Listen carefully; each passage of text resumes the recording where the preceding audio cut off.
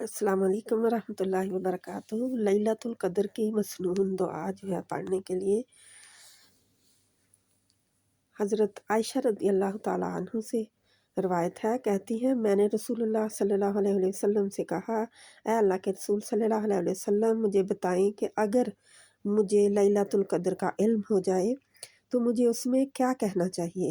نبی کریم صلی اللہ علیہ وآلہ وسلم نے فرمایا، تم یہ کہنا، اللہم انکا عفو تحب العفو فاعف عنی، اللہم انکا عفو تحب العفو فاعف عنی، اللہم انکا عفو تحب العفو فاعف عنی۔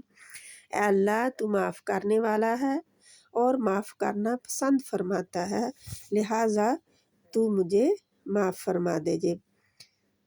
الفاظ بڑے ہیں، دیکھ سکتے ہیں آپ۔ تو ان کو 21ویں، 23ویں، 25ویں، 27ویں اور 29ویں رات جو طاق آتے ہیں ان میں پڑھنا ہے آپ نے۔ تو انشاءاللہ تعالی السلام علیکم ورحمۃ اللہ وبرکاتہ۔